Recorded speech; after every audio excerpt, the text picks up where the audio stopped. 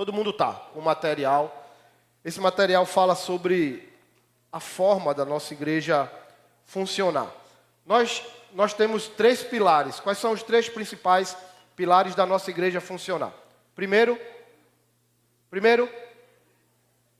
culto. Segundo, PG. E terceiro, CCD.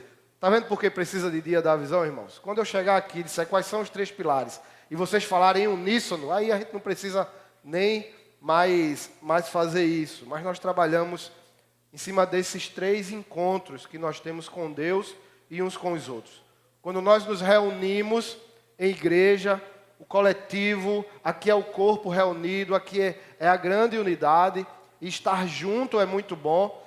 Nós temos os nossos PGs, onde a intimidade é aprofundada, e nesse aprofundamento nós aprendemos mais, nós desenvolvemos oração, nós desenvolvemos a questão da própria comunhão em si, mas nós temos também o desafio de estudarmos a palavra de Deus, de nos capacitarmos, de sermos então preparados para a jornada que Deus tem nos dado através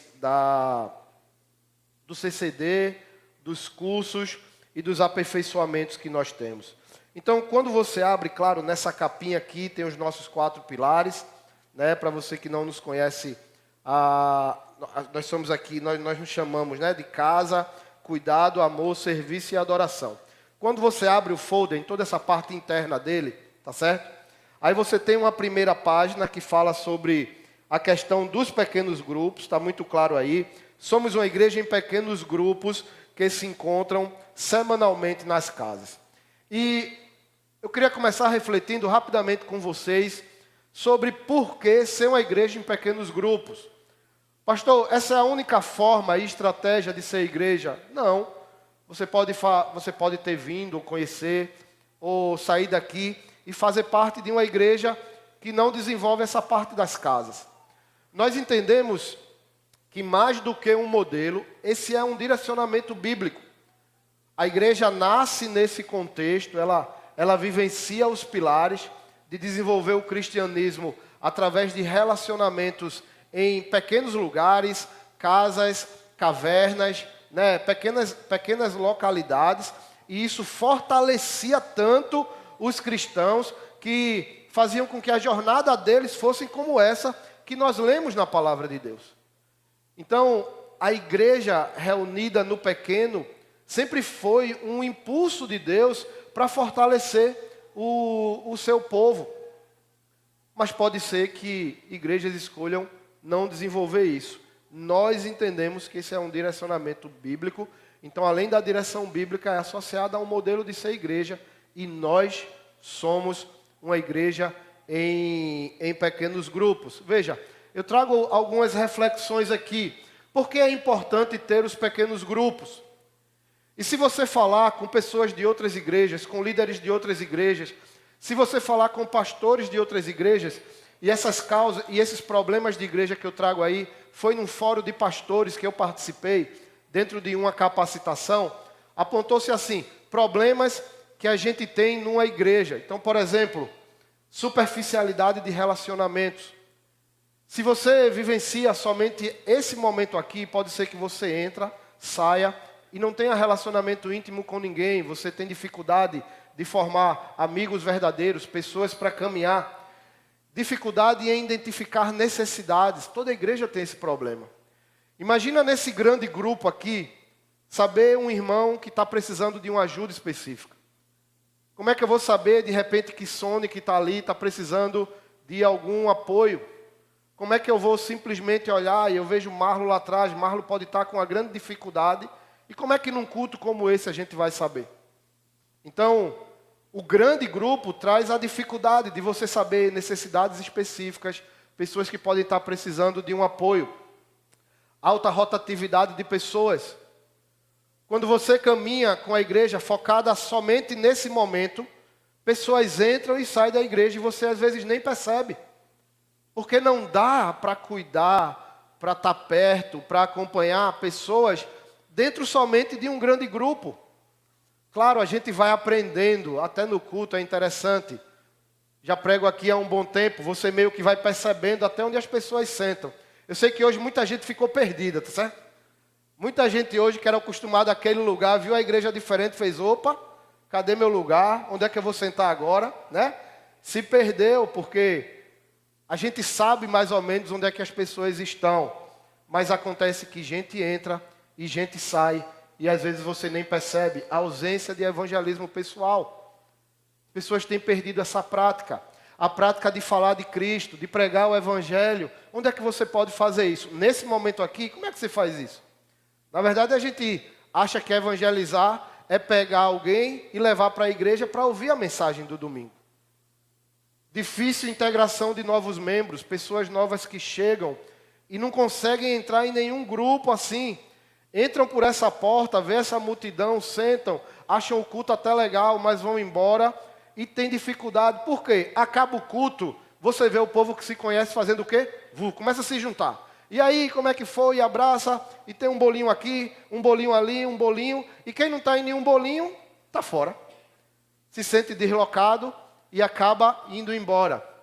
E por último, agenda de eventos pesados e conflitantes. Se a igreja funciona somente em áreas e ministérios, é aquela briga. Tudo é evento, tem que fazer, tem um templo só para todo mundo usar, tem pouca sala. Então, quando a gente fala de problemas que uma igreja pode vivenciar, se trabalhar somente focada no grande grupo, tem mais. Pastoreio só praticado por pastores. A gente acha que só pastor pode aconselhar, que só pastor pode orar por mim, que só pastor pode me ajudar. E a gente perde a força e o poder estabelecido por Deus na palavra, de receber a bênção, o conselho, a oração do nosso irmão, que está do nosso lado. E às vezes vai nos ajudar mais do que o pastor. Vai ser bênção na nossa vida mais do que o próprio pastor.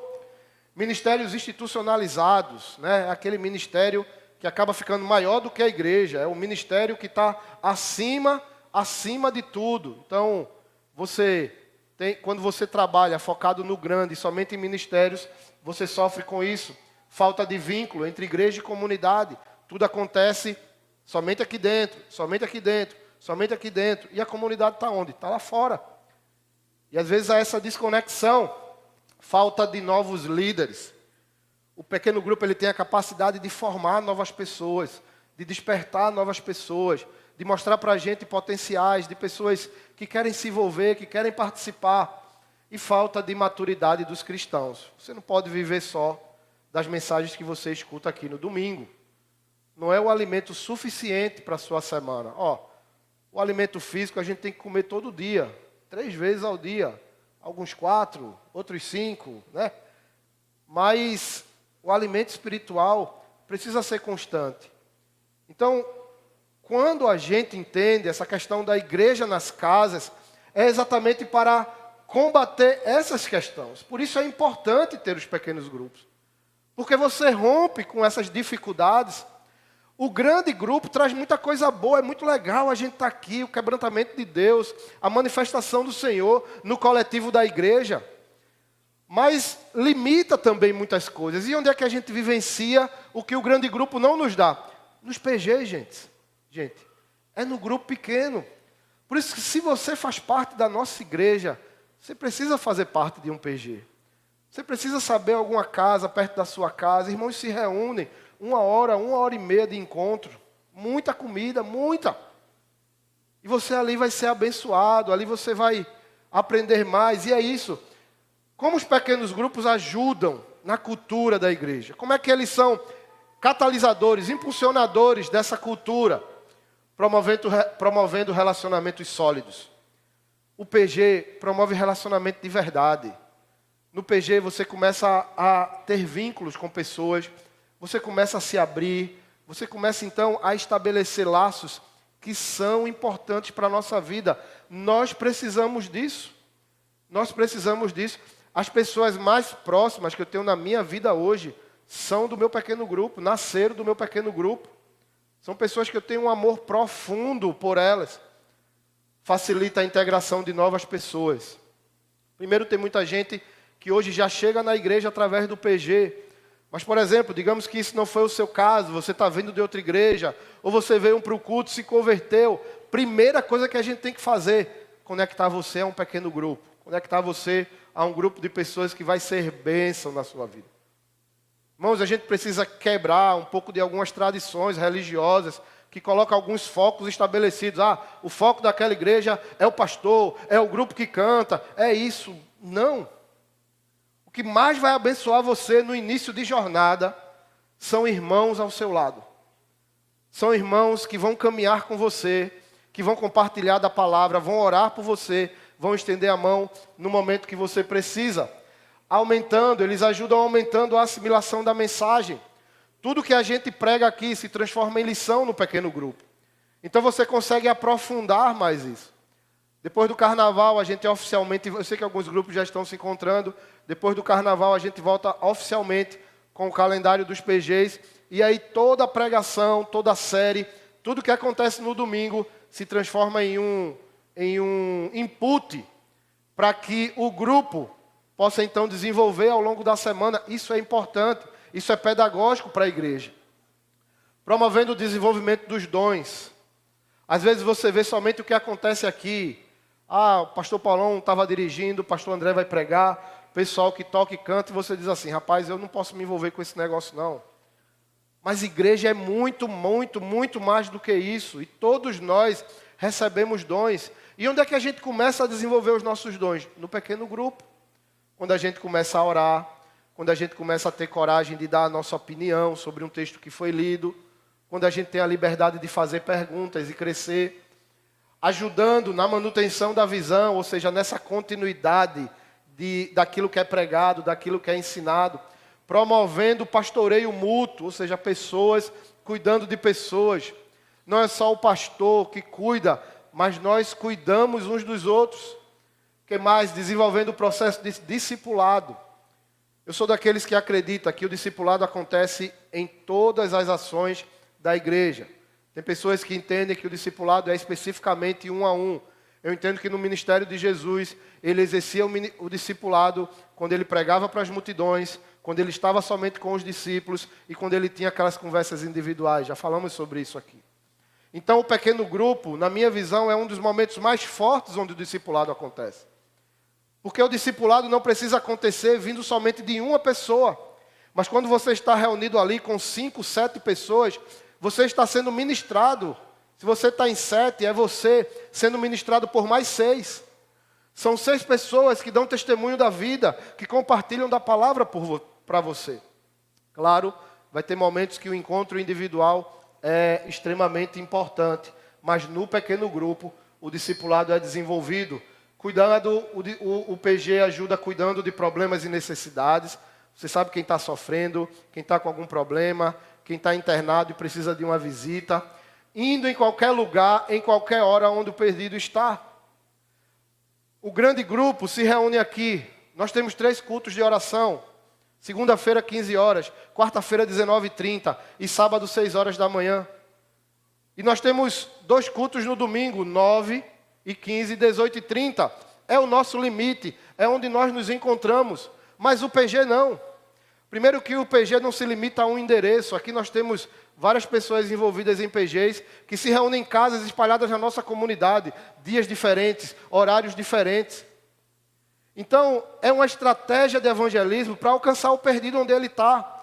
Porque a verdade é que nos dias de hoje, a grande maioria das pessoas que já não conhecem a Cristo, não querem vir num lugar como esse.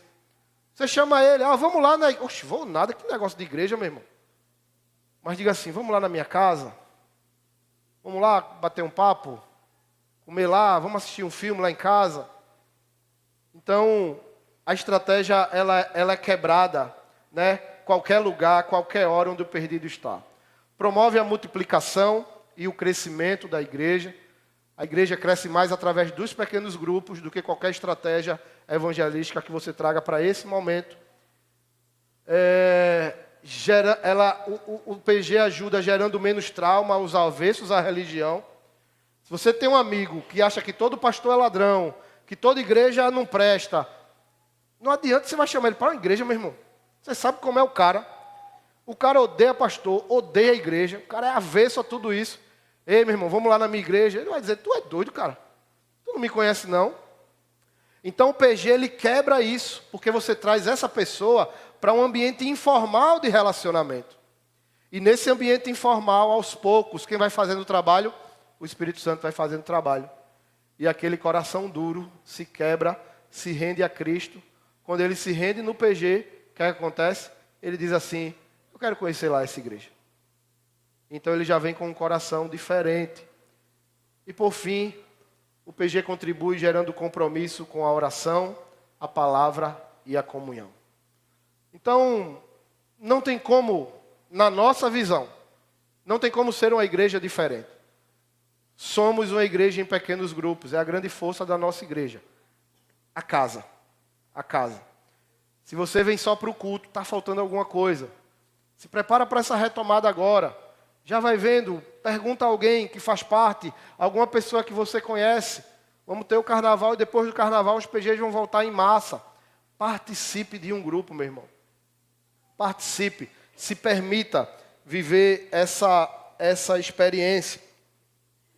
Mas aí, seguindo, quando a gente sai do PG, a gente vem para uma parte importante que eu quero mostrar para você, que é essas trilhas aqui. Você está vendo aí, e está aqui em cima, claro, está dizendo, aqui na nossa casa todos têm uma trilha de crescimento e desenvolvimento. Porque é importante saber onde você está e quais os caminhos que você vai seguir para crescer e se desenvolver. Pessoal, todos nós necessitamos disso. Todos nós precisamos crescer na palavra de Deus. Jesus fez tantos alertas assim, né? Às vezes os próprios religiosos chegavam e perguntavam alguns absurdos para ele. E Jesus dizia assim, vocês erram porque vocês não conhecem as Escrituras. Mas ele falava outra consequência. Quem não conhece a Escritura também não conhece o poder de Deus. Errais por não conhecer as Escrituras, nem o poder de Deus. Preste atenção, o poder de Deus e o sobrenatural está conectado ao conhecimento da palavra. Às vezes a gente acha que pode ter um sem ter o outro. Ah, eu quero viver o milagre de Deus. Eu quero ver só o sobrenatural acontecer. Ok, o caminho para isso passa pela palavra. Deus faz milagre? Faz de verdade. Deus faz coisas sobrenaturais? Faz. Há impossível para Deus? Não. Para Deus, nada é impossível. Mas por que a gente sabe disso? Porque está na palavra. Porque está revelado lá. Então, cuidado para não estar pedindo que Deus faça coisa na sua vida que a palavra dele diz que ele nunca vai fazer. Que ele nunca vai fazer. Tem gente que às vezes ora para Deus fazer alguma coisa que, todo dia, pastor, eu oro para minha esposa querer se divorciar de mim. Mas Deus vai atender um pedido desse, irmão? Então, às vezes, quando a gente está quando nós estamos desconectados à palavra, nós estamos desconectados àquilo que é o poder de Deus também e o milagre que Ele pode fazer nas nossas vidas. E então nós queremos deixar claro para você, independente do seu contexto, de templo da igreja, que existe uma trilha de crescimento e desenvolvimento. E nós começamos com a trilha inicial para aquelas pessoas que estão chegando. Você que está visitando a nossa igreja, você que está começando a conhecer, você que quer encontrar um lugar para conhecer a Deus e se desenvolver em família. Então, tem um caminho para você. A pessoa chega como visitante. Primeiro, ela é bem recebida, a gente quer que você aqui se sinta em casa, quer que você aqui entenda a possibilidade de ter uma família gigante como essa, né? Talvez você tenha uma família de 3, 4 pessoas e diz assim, mas pastor, já é complicado. Já é complicado ter uma família de 4 pessoas. Aí o senhor está dizendo para mim, tem uma família desse tamanho. É mais complicado? É mais complicado. Tem problema? Tem. Mas é bênção, sabe? É muito mais bênção do que problema e complicação. É igual a nossa família também. Então, primeira coisa, o desafio é você chegar e ser muito bem recebido. Nós temos um ministério específico de acolhimento. Nós temos um ministério que pensa a melhor forma de receber os nossos visitantes. A partir daí, as pessoas vão manifestar um desejo de querer se envolver mais. Tá bom, eu quero participar. Então, elas se convertem no culto. Aí, como eu disse, qual é o nosso papel? Participe de um PG. Para essas pessoas, o que a gente tem de primordial para aquele momento é conectar ela a um pequeno grupo. E Deus vai usar aquele PG para ser bênção.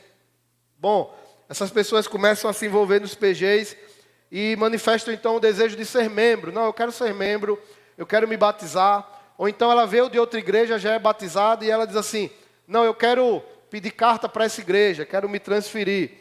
Bom, a partir daí vai existir para você um currículo que nós estamos chamando de fundamentar. É um currículo com bases sólidas do cristianismo.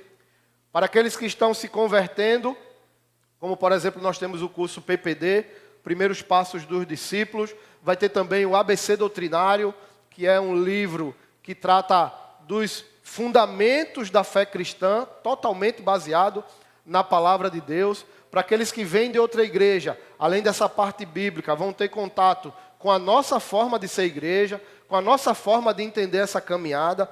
E esse é um currículo que vai durar 1 ano. Serão 4 módulos que podem acontecer em 1 ano. Cada módulo dura 2 meses. No domingo, depois do carnaval, nós teremos aqui especificamente uma palavra para você sobre o CCD e bem detalhado como vão funcionar esses currículos. No currículo fundamentar, essa pessoa é chamada para servir, para ser voluntário, para se envolver no nosso Instituto Casa.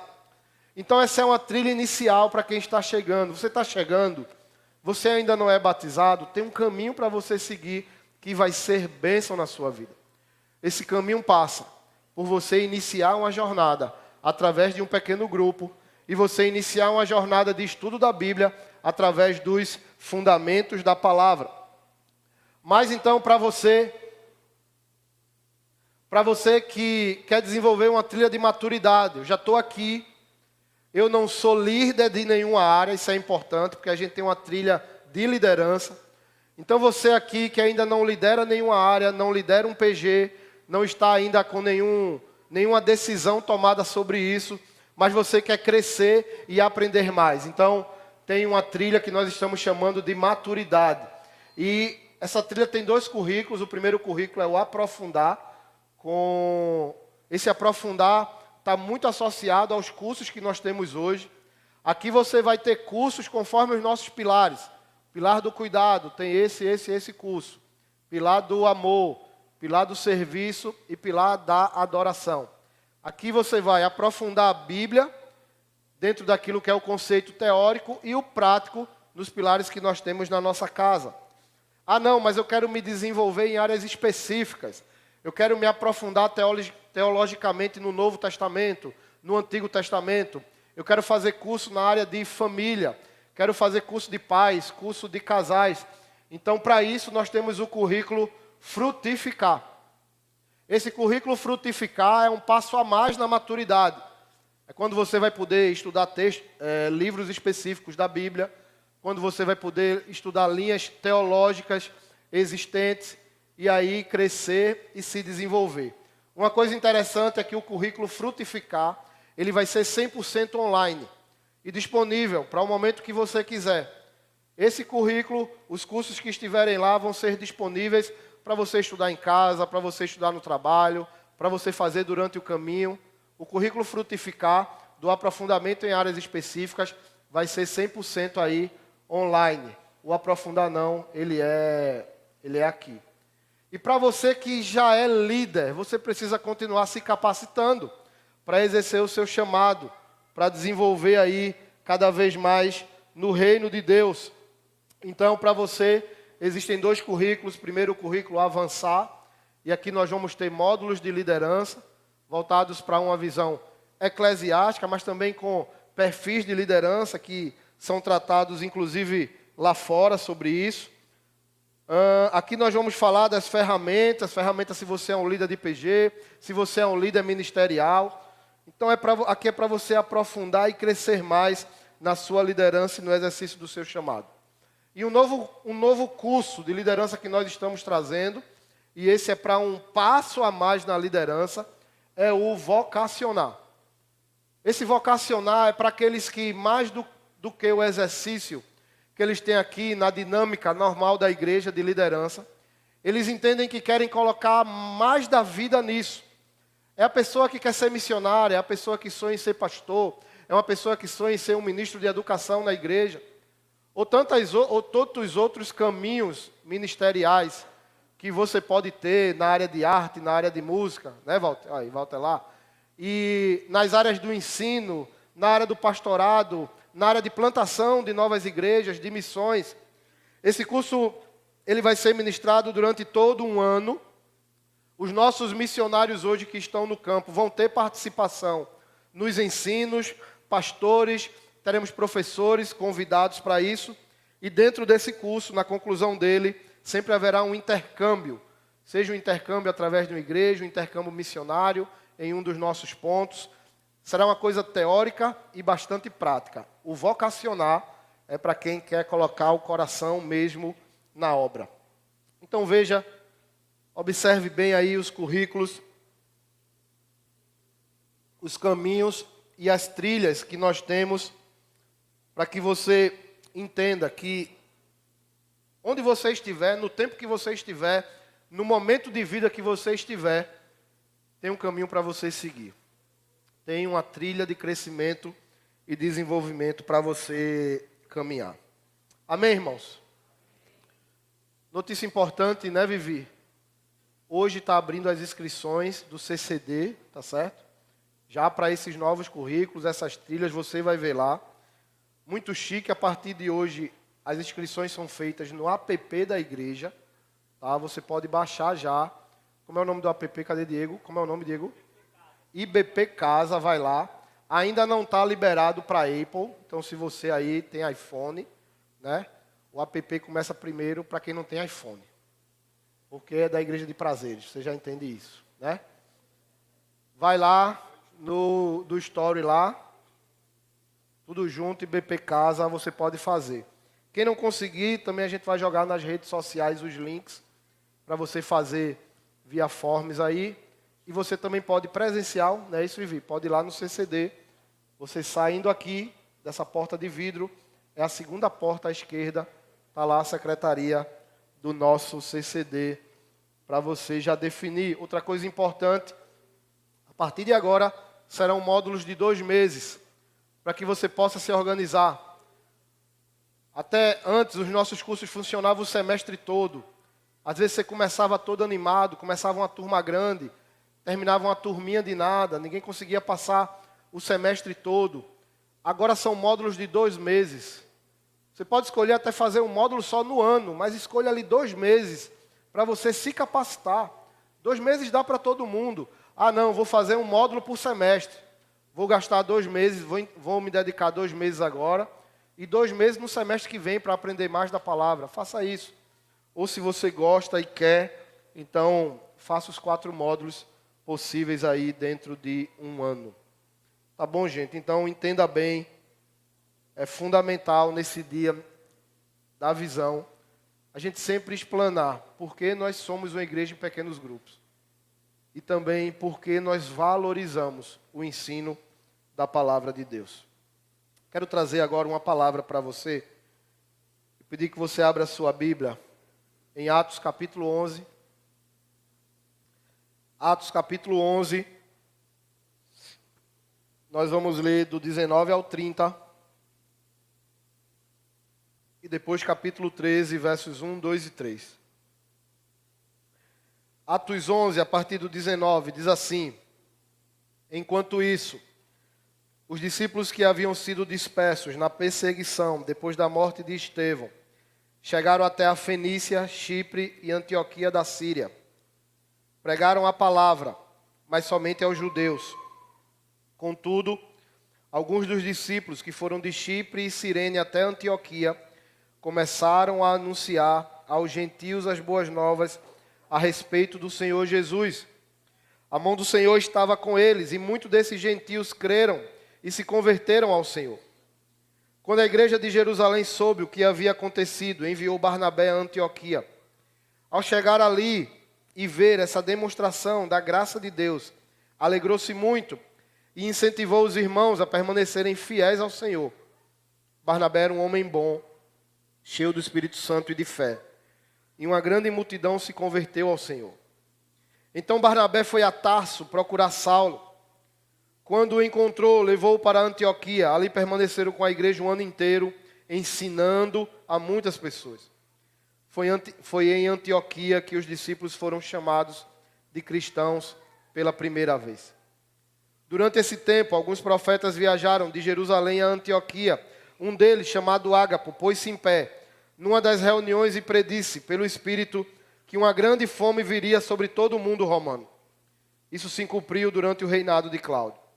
Então os discípulos de Antioquia decidiram enviar uma ajuda aos irmãos na Judéia, cada um de acordo com as suas possibilidades. Foi o que fizeram, enviando as doações aos presbíteros por meio de Barnabé e Saulo. Capítulo 13, por favor. Apenas versos 1, 2 e 3. É só virar a página. Capítulo 13, 1, 2 e 3 diz o seguinte: Entre os profetas e mestres da igreja de Antioquia da Síria estavam Barnabé e Simeão, chamado Negro, Lúcio de Cirene, Manaém, que tinha sido criado com o rei Herodes Antipas, e Saulo. Certo dia, enquanto adoravam ao Senhor e jejuavam, o Espírito Santo disse: Separem Barnabé e Saulo para realizarem o trabalho para qual os chamei. Então, depois de mais jejuns e orações, impuseram as mãos sobre eles e os enviaram para a sua missão. Vamos orar, irmãos? Você pode baixar a sua cabeça, pedir para Deus falar ao seu coração. Pai, obrigado pelo que já temos vivenciado aqui, pela certeza de estarmos seguindo o teu plano e propósito, e pedimos graça e misericórdia nesse momento, para que diante da tua palavra possamos entender o teu ensino e entender tudo o que tu tens para nós. Muito obrigado, Senhor, por esse tempo, em nome de Jesus. Amém. Quero falar com você um pouco sobre ser igreja. E uma coisa que eu acredito de todo o coração, e nós cantamos isso aqui, é que a igreja, ela tem a missão de já ser a cultura de Deus, a cultura do céu aqui na terra. Nós cantamos aqui que se abre o céu, nós cantamos deixa o céu descer. Essas músicas trazem uma expectativa sobre o povo de Deus que é real e bíblica. Claro, nós sabemos que o mundo ele vive no maligno, o mundo que nós vivemos hoje, ele sofre as consequências do pecado. Por isso nós enfrentamos tantas lutas e tantas dores. Porque isso está associado ao mundo de pecado. É por causa do pecado que nós adoecemos. Por causa do pecado que temos diagnósticos difíceis. É por causa do pecado que sofremos conflitos de relacionamento. Por causa do pecado que temos feridas, que temos mágoas, que temos marcas. Esse é o mundo. Não é o mundo perfeito que Deus criou, mas é o mundo que Deus criou, sendo atacado todos os dias pelo pecado. Mas Deus deu a nós, seu povo, aqueles que são alcançados pelo sangue de Jesus Cristo, a oportunidade de, mesmo em meio a esse mundo, viver a cultura da realidade reconciliada com Deus. Claro, nós só vamos viver isso na plenitude quando nós formos para o céu. Porque essa cultura, dentro da reconciliação, ou seja, voltar ao plano perfeito, apagar tudo que o pecado fez e viver novamente, por exemplo, a realidade lá do jardim, isso a gente vai viver no céu, como a palavra diz. Ali não haverá mais morte, nem dor, nem pecado, nem choro. Mas essa palavra, além de nos dar a expectativa de um dia irmos para o céu e estarmos lá, ela nos fala da possibilidade de viver parte do céu aqui na terra. De ser então essa família, esse grupo, essa comunidade que consegue enfrentar a realidade do mundo hoje, não se vender aos padrões que o mundo estabelece e conseguir viver uma cultura que nós chamamos de cultura do reino. Jesus ensina isso na oração do Pai Nosso. quando ele diz assim: venha a nós o teu reino, e seja feita a tua vontade, assim como é na terra, como é no céu. Que seja aqui na terra, como é no céu. E que o teu reino, Pai, venha para nós. É aquela história, enquanto a gente não vai para o céu, que a gente consiga viver ele aqui na terra. Que a gente consiga viver a bênção de estar na presença de Deus, completa, aqui na terra. E por isso eu quero falar com vocês sobre ser igreja, porque esse pedaço do céu que o próprio Deus deixou através de Cristo aqui, se chama igreja. Foi o que ele deixou para representar essa cultura, para representar esse povo. Ah, André, mas às vezes a igreja reflete tudo, menos o céu. Ah, mas às vezes a igreja tem tudo a ver com a terra. Tem igreja que às vezes chega até perto de um inferninho. Bom, essas são missões não cumpridas, porque a igreja tem a missão de ser o céu aqui na terra, para mim e para você, para as nossas casas, para as nossas famílias. Só que o grande problema é que dentro dessa conotação histórica do que foi igreja até hoje, as igrejas têm passado por algumas mutações. E veja, se eu perguntasse para você, que imagem mais se identifica com a igreja? Quando você olha esses elementos, dentro daquilo que é o seu modelo mental. Nessa primeira imagem, você vê o culto acontecendo, é o evento do todo. Ali você tem meio que uma aula acontecendo, um grupo pequeno se reunindo, uma ação social. Talvez se eu pedisse aqui, alguns iam dizer: ah, não, eu acho que igreja se parece mais quando está o culto. Ah, não, pastor, eu sou daqueles que acham que igreja é o ensino, então é a segunda imagem. Ah, não, para mim igreja é entregar a cesta básica, a igreja é fazer assistência social o tempo todo. Porque nós trazemos essas percepções que estão dentro de experiências que nós temos, crenças, aquilo que a gente aprendeu ao longo da história. Mas vamos ser sinceros, quando a gente pergunta para o mundo lá fora, qual a imagem principal que o mundo hoje tem de igreja, concorda comigo que é essa daí? As grandes igrejas que estão na mídia, as igrejas que são mais conhecidas no mundo todo, as igrejas que têm tomado conta aí das grandes multidões, a turma jovem, a nova geração que conhece igreja. Qual é o modelo que a nova geração tem de igreja? É esse aí. São os grandes eventos, são as superestruturas, são aqueles movimentos de tecnologia, de um monte de coisa acontecendo, com foco quase que 100% no encontro coletivo, no grande grupo da igreja. Veja, eu não estou dizendo que isso é errado, que esse momento é errado, não. O culto é importante, já falei sobre isso aqui. Mas o problema é que as igrejas têm se resumido a esse momento.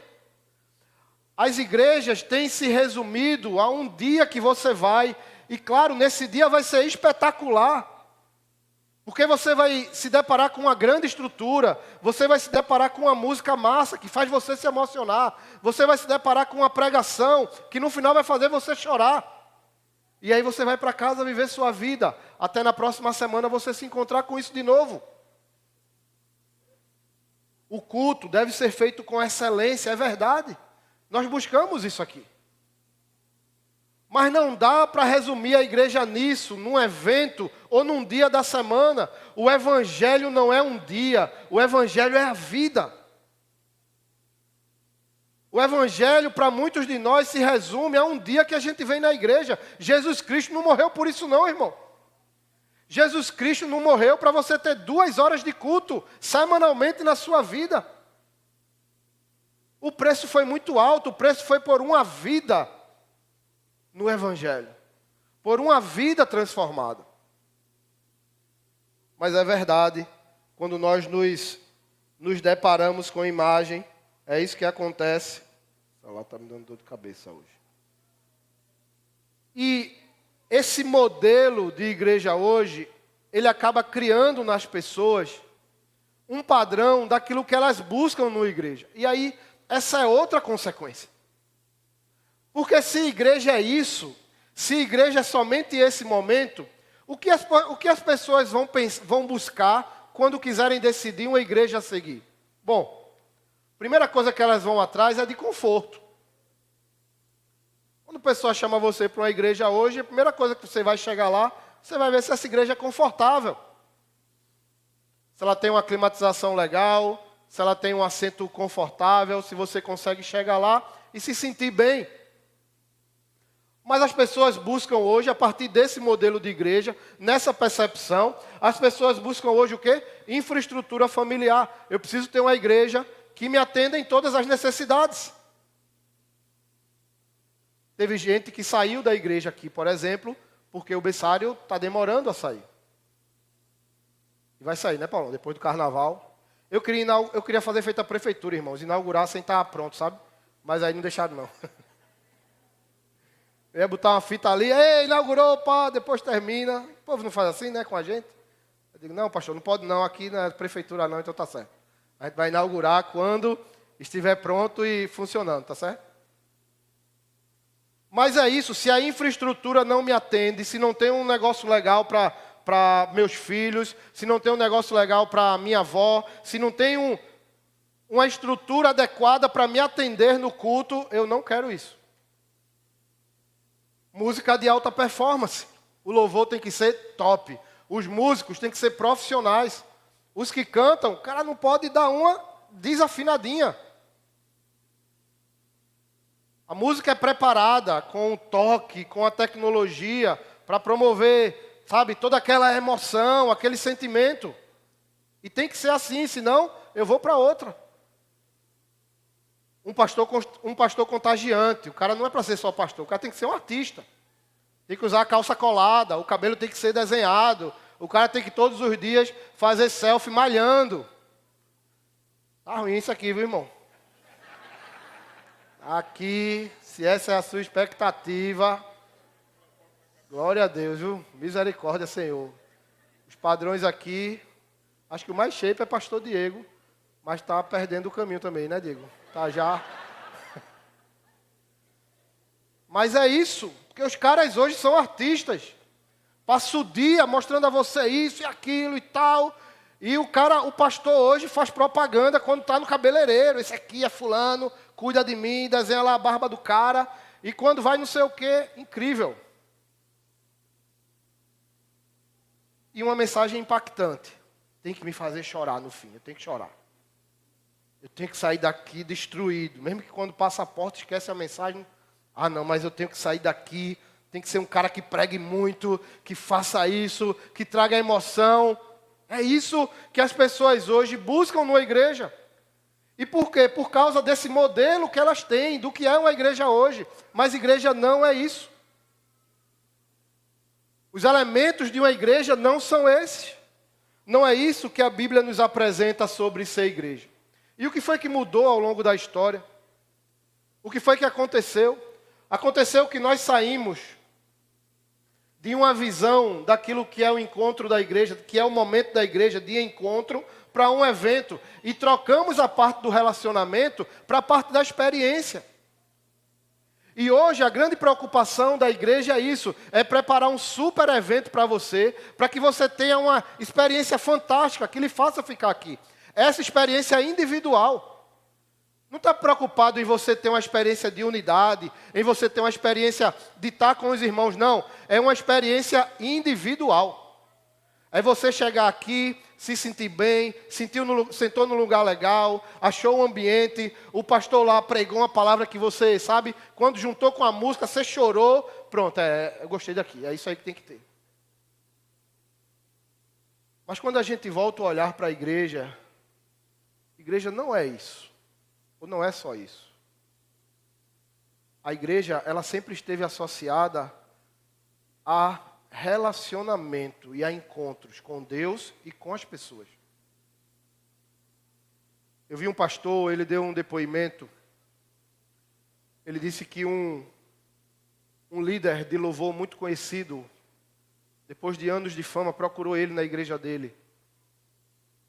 e disse ele assim: pastor, eu estou procurando uma igreja para eu ficar. E esse pastor disse assim: olha, mas aqui não tem aquele perfil que você gosta, sabe? Talvez aqui você não consiga fazer todo aquele movimento. E esse líder disse assim para ele: mas é dessas coisas que eu estou fugindo, pastor. Porque eu estou cansado de subir no palco, de falar da palavra de Deus, de cantar, fazer todo mundo chorar, mesmo estando sem nenhuma comunhão com Deus. Porque isso é o mais fácil, irmãos. O mais fácil é você preparar uma estrutura. O mais fácil é você jogar um fundo musical que emociona as pessoas. O mais fácil, e qualquer palestrante, coach da vida aí, é chegar aqui e falar de uma forma que você se emocione, mexer com as suas emoções. Se isso for igreja, a gente está perdido. Porque isso está acontecendo em um monte de lugar e não tem nada a ver com ser igreja. E tem muita gente buscando essas coisas. Você tem que se quebrantar? Tem que chorar, mas diante da palavra de Deus. Porque ela quebra a gente mesmo. Você vai sair alguns dias daqui emocionado, tocado. Outros dias você vai sair com raiva do pastor. E tem que sair. Porque se a palavra de Deus não tocar em coisas que mexem com você, tem alguma coisa errada. Ou Deus errou e ainda não lhe levou para o céu, arrebatado. Então a gente tem que resgatar um pouco, e eu volto a dizer, nós aqui buscamos a excelência quando fazemos o nosso culto. Queremos melhorar cada vez mais, mas nós precisamos resgatar a essência da igreja naquilo que era o encontro e o relacionamento. Você não está aqui para ter uma experiência. Isso aqui não é McDonald's, não, irmão, não é um teatro, não. Você está aqui para ter um encontro com Deus verdadeiro. E para se encontrar com o amor de Deus através do amor dos seus irmãos. Ser abraçado por Deus através do abraço que você recebe exatamente do seu irmão. O que é que a Bíblia fala sobre ser igreja? Queria rapidamente um pouco da ajuda de vocês aqui. Quem pode ler Romanos 12:10? Alguém lê aí bem alto, Romanos 12:10. Celular, Bíblia.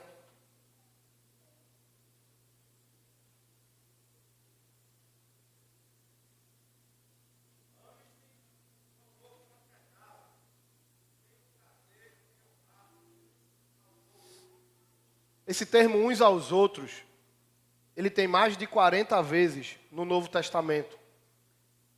Ele fala daquilo que no estudo teológico nós chamamos dos mandamentos recíprocos.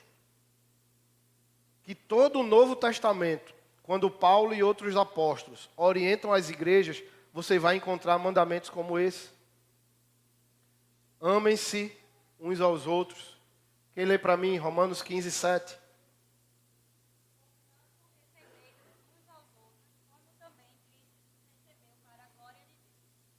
Recebei-vos uns aos outros. Talvez na sua versão tenha aceitem-se uns aos outros também.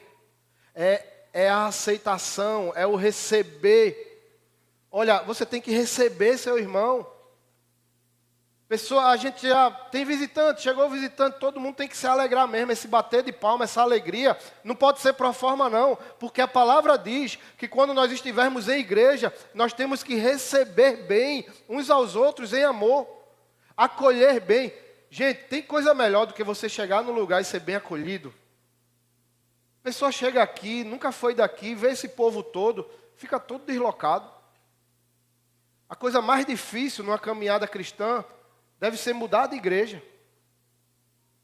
Às vezes você passa por processos dolorosos e precisa fazer isso.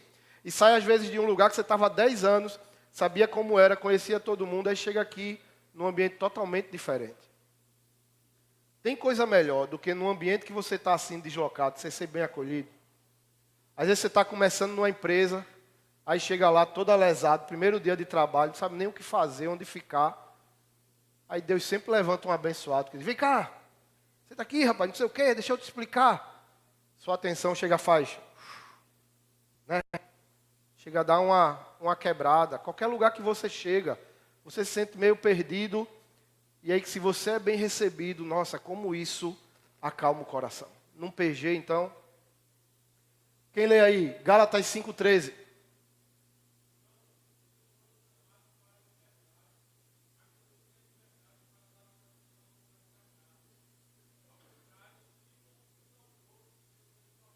A liberdade que Cristo nos deu através do sacrifício na cruz não é uma liberdade para a gente sair fazendo o que quiser na vida e pecar, mas é uma liberdade para a gente servir uns aos outros. Olha a orientação. Sirvam uns aos outros.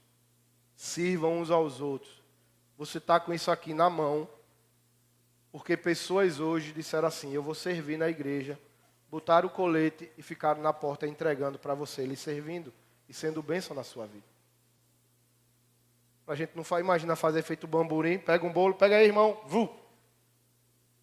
Ou então está ali atrás, ó, quem quiser pega. Não. Pessoas serviram.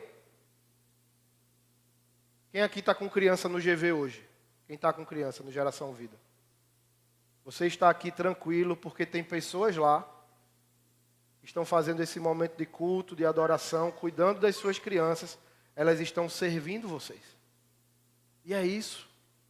Isso é ser igreja. Vamos lá, Romanos 16:16.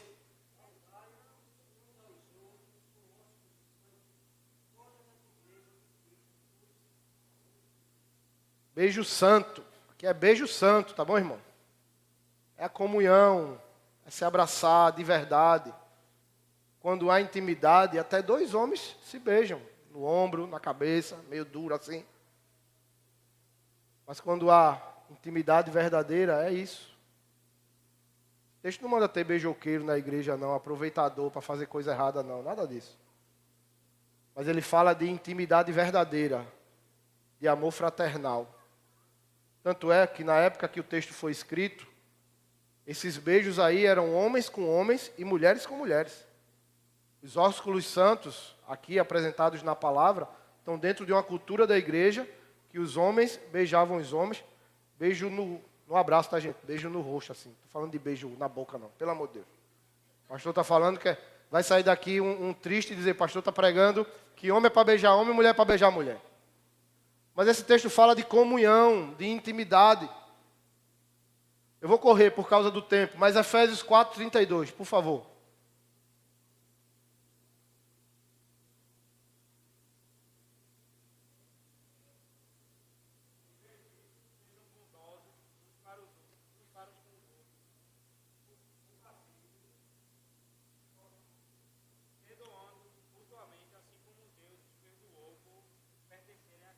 Amém.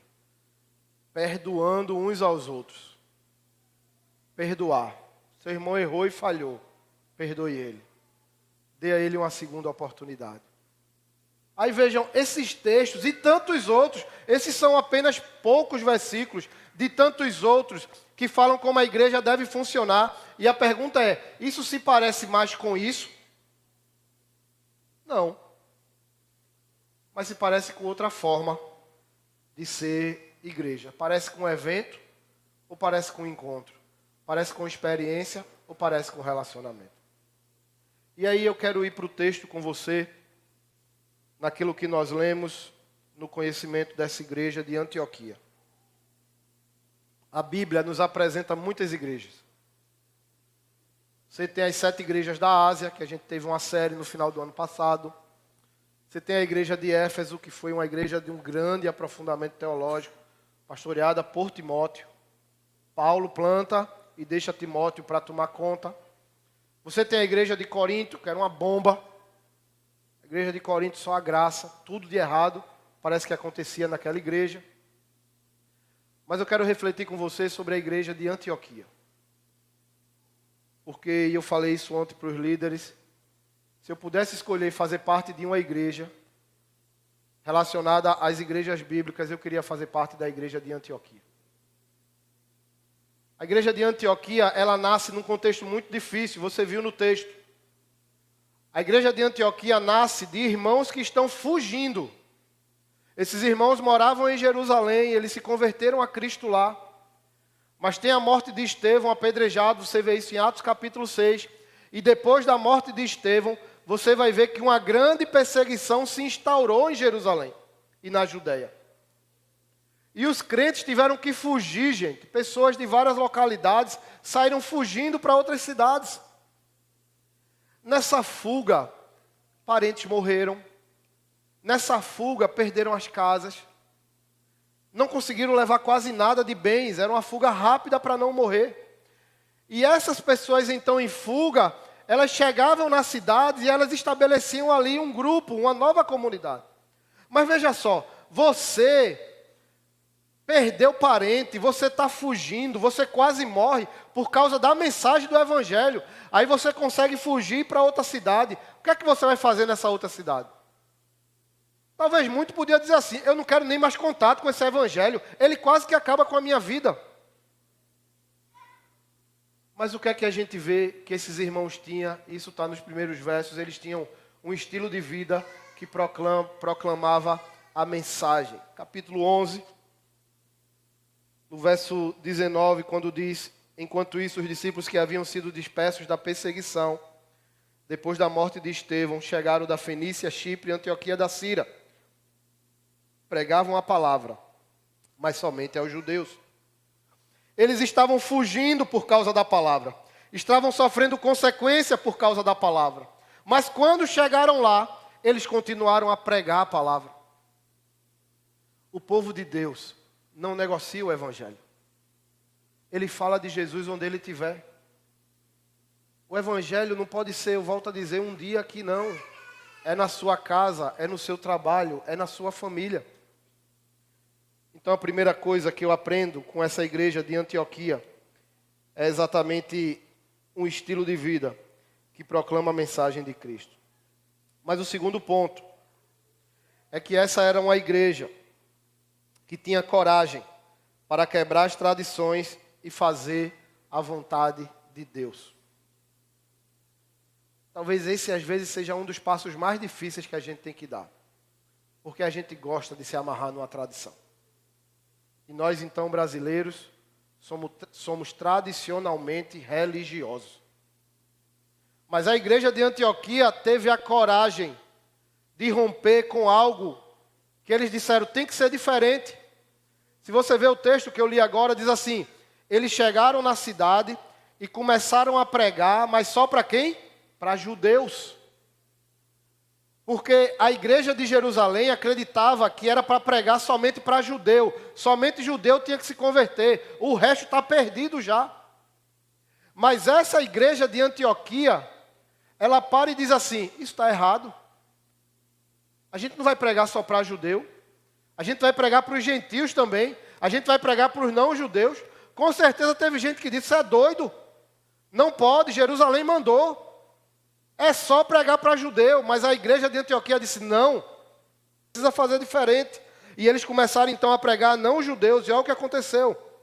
Verso 20. Contudo, alguns dos discípulos que foram de Chipre a Cirene até Antioquia, começaram a anunciar aos gentios as boas novas a respeito do Senhor Jesus.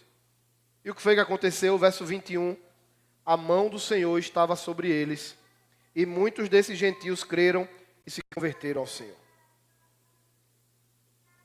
Irmão, creia, às vezes vamos precisar romper com algumas tradições para viver um tempo novo de Deus. Às vezes a gente vai precisar ter coragem para fazer coisas diferentes, de maneira a termos experiências diferentes na presença de Deus. As tradições, elas são importantes.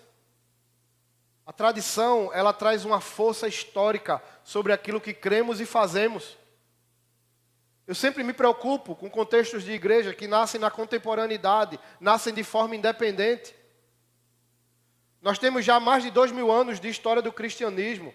Nós temos, por exemplo, como Igreja Batista, mais de 500 anos de história e tradição. E a maior parte da tradição é fundamentada nos pilares que nos sustentam, porque estão dentro de uma essência bíblica.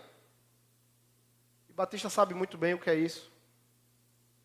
Mas às vezes nós nos aprisionamos em tradições, de modelos, de formas, e essas nos fazem parar. E essas nos fazem perder conexão com o tempo e com a realidade. E lamento dizer, muitas e muitas e muitas igrejas estão morrendo por causa disso. Porque querem ser a mesma igreja que foram há 100 anos atrás. Para um mundo que pensa 100 anos na frente. E é por isso que às vezes chamam tanto os evangélicos de atrasados, de retrógrado. Se esse tom pejorativo for por estar fundamentado em preceitos e valores bíblicos antigos, ok, é bênção. Mas às vezes esse tom aponta para a incapacidade nossa de conversar com a realidade. E a igreja de Antioquia tinha a capacidade e a coragem para então vivenciar esses tempos e esses modelos. Terceiro lugar, a manifestação da graça de Deus e a alegria contagiante. Veja o que acontece. A igreja de Jerusalém fica sabendo que Antioquia estava pregando para gentil. E aí manda o fiscal para lá, chamado Barnabé. Barnabé, o pessoal lá está fazendo diferente do que a gente faz. Vai lá para acabar com essa festa. Vai lá para acabar com esse negócio, para eles saberem que só pode pregar para judeu.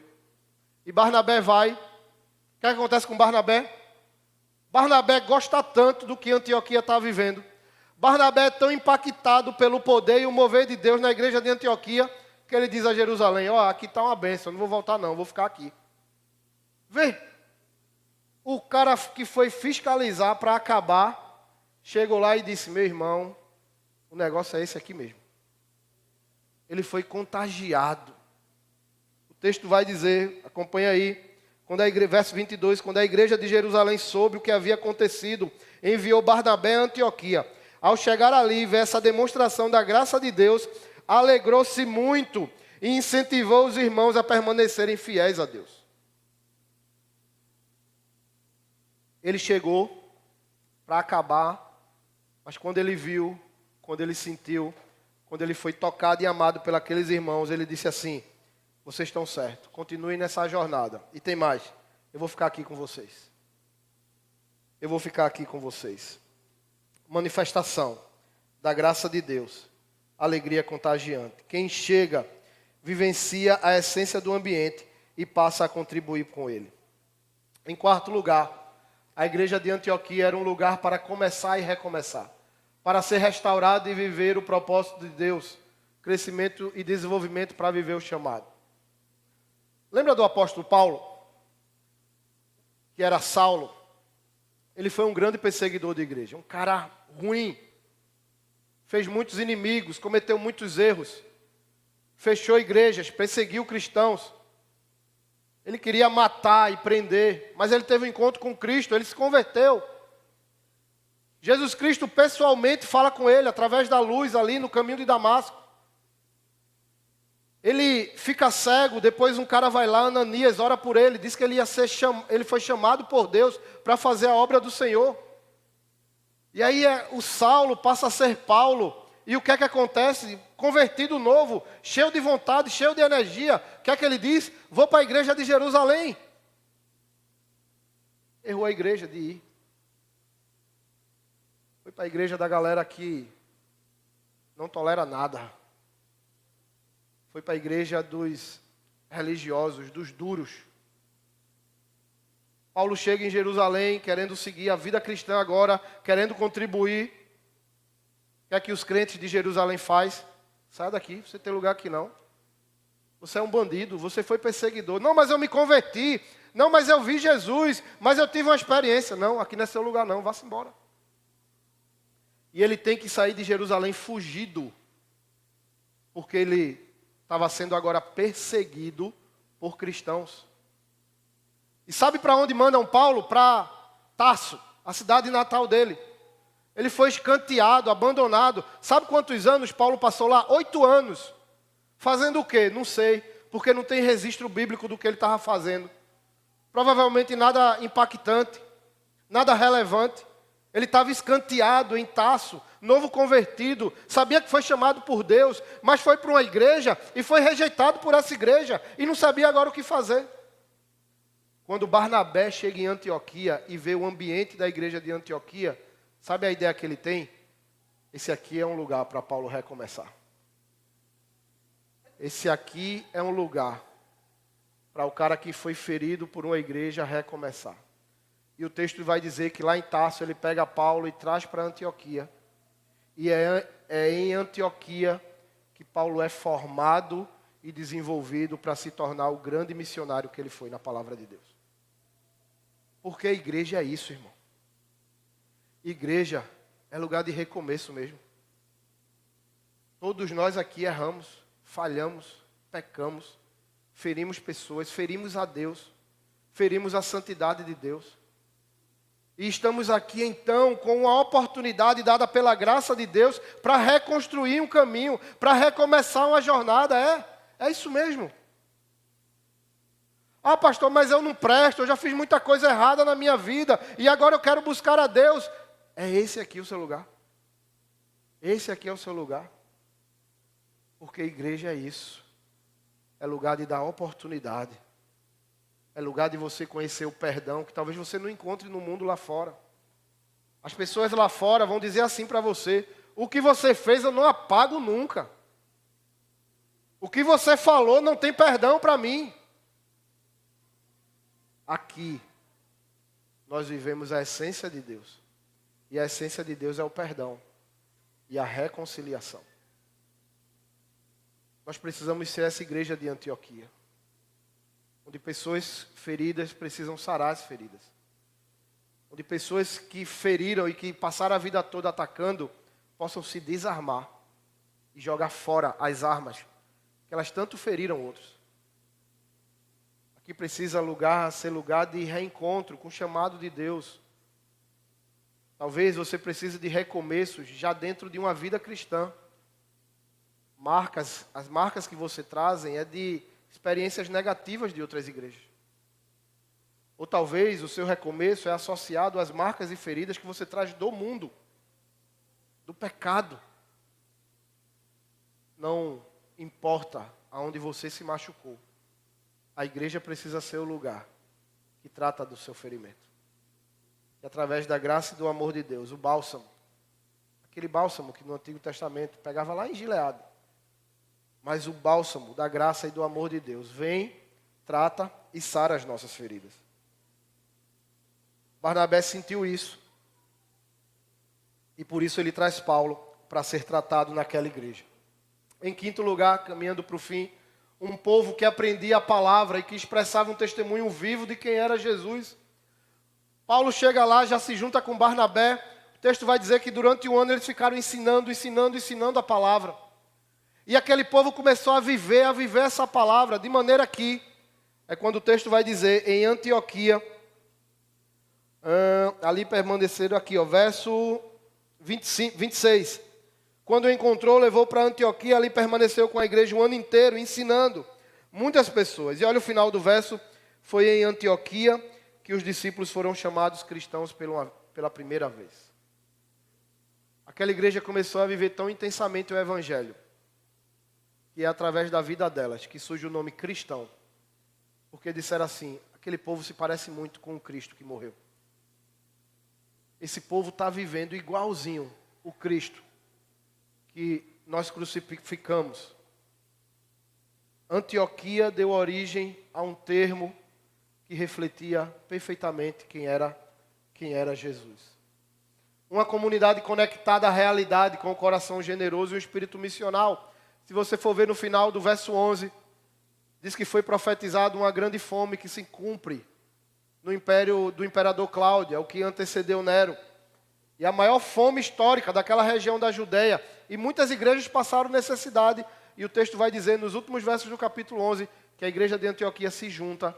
E então, generosamente, cada um de acordo com a sua capacidade, e ofertam àqueles irmãos.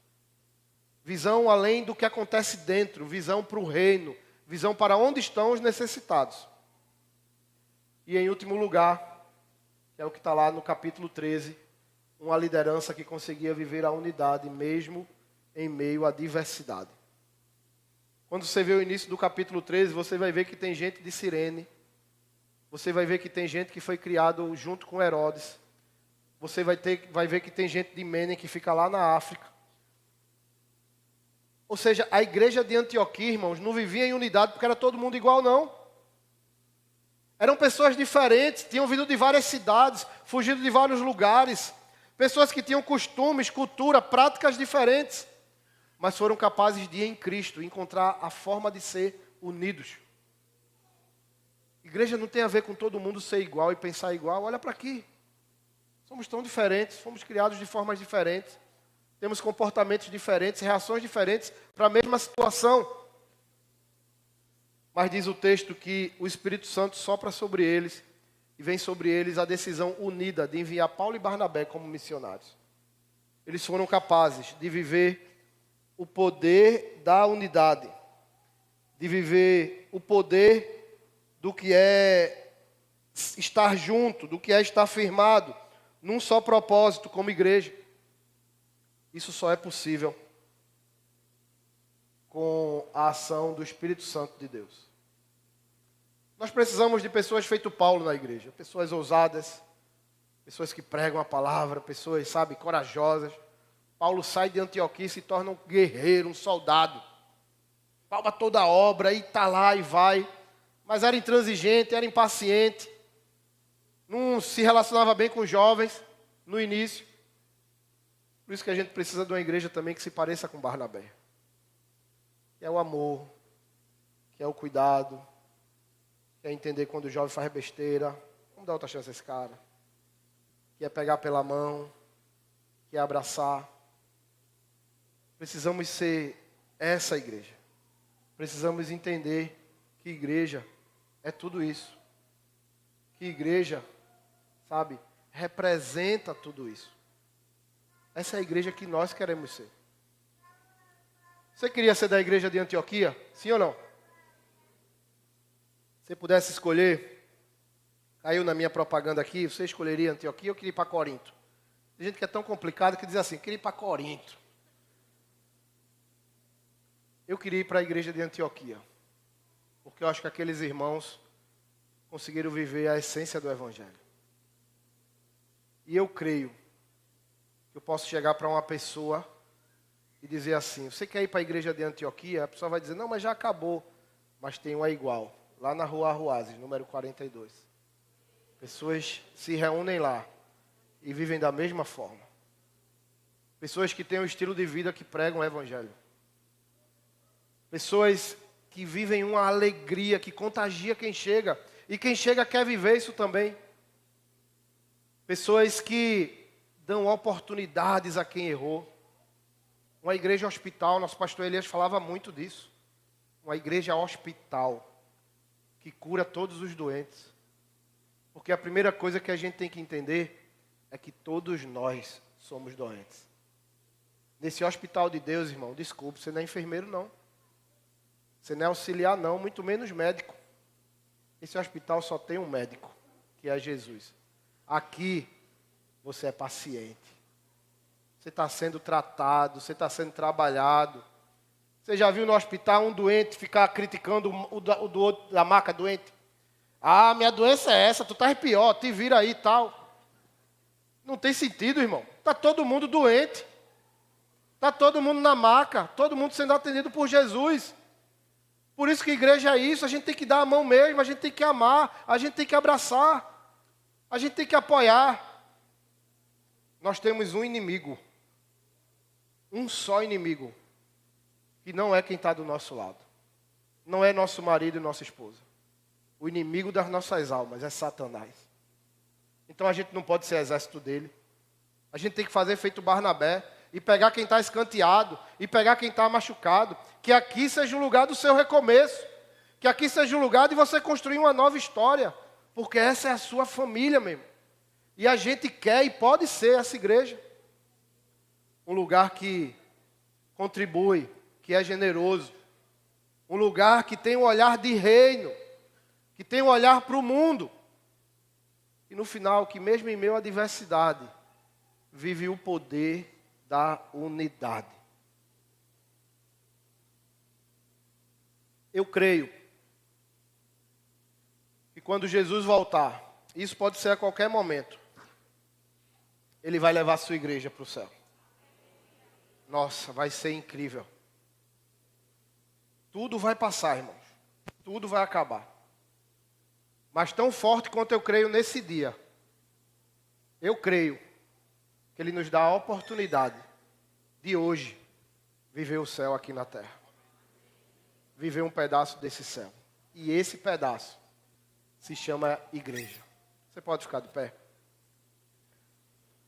Vamos encerrar mais uma vez. Pai nosso, tá? Eu não sei você, mas eu quero ser essa igreja que se parece com o céu. Essa igreja lá atrás teve o nome de Antioquia, mas essa igreja hoje pode ter o nome de Igreja Batista em Prazeres.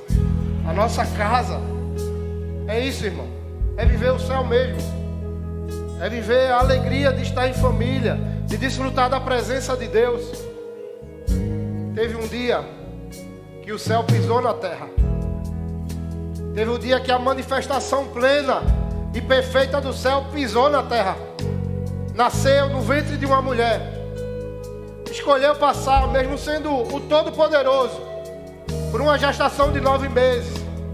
Se submeteu a uma manjedoura, a nascer no meio de animais, sem nenhuma estrutura médica sobre ele. Cresceu e conviveu, vendo tudo de errado que acontecia. Aos 30 anos, o céu na sua perfeição, estabelece o início do seu ministério. E começa então a mostrar essa cultura do reino. É possível ser curado diante da maior das enfermidades. É possível ver, mesmo sendo cego. É possível ser liberto de potestades. Diante dele, desse céu, encarnado e personalizado, os espíritos malignos iam embora. As famílias eram restauradas, transformadas. Os leprosos tinham vida novamente. Eram tirados das vilas isoladas para morrer e voltavam para as suas casas. Mulheres tiveram seu lugar de valor. Homens foram chamados para serem líderes. O céu já esteve na terra, chamado Jesus Cristo. Quando Deus desce e diz assim: é possível viver isso. Jesus veio nos salvar, mas veio mostrar que é possível viver a graça, a misericórdia, a bênção de Deus. E por isso Ele deixou a igreja. É o céu na terra. Vocês vão continuar a minha missão. Vocês vão ser quem eu fui. E antes de eu levar vocês, vocês vão conseguir viver isso aqui.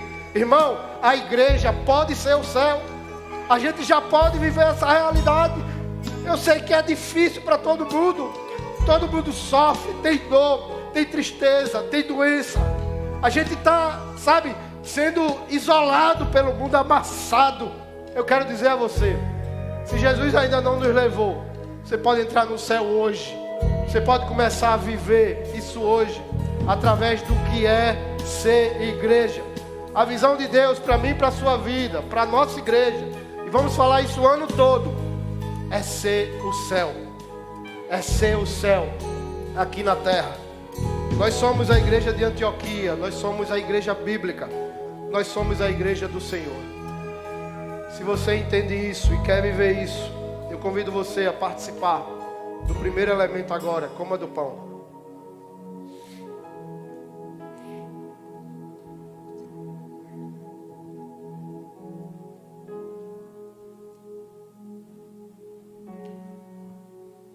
E agora o segundo elemento.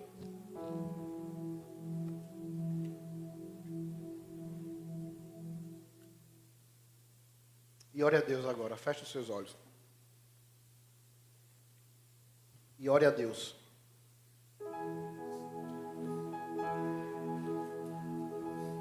Para que possamos viver essa jornada. Peça ao Senhor. Traz o céu aqui para a terra, Pai. Nos ajuda a ser essa igreja. Peça ao Senhor. Peça ao Senhor. Ó Pai, em nome de Jesus, nos ajuda a ser essa igreja. Nos ajuda a viver a Tua cultura do reino aqui na terra. Nos ajuda a viver o amor, o perdão, o suporte, o apoio. Nos ajuda a ser uma família, Pai. Uma família verdadeira. A vivenciar os mandamentos recíprocos que a Tua palavra tanto nos ensina.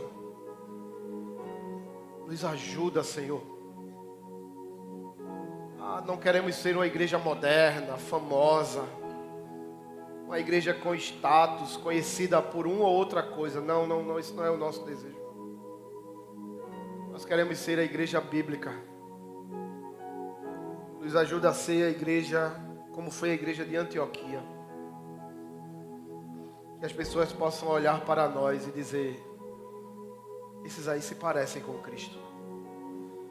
Esses aí se parecem com Cristo.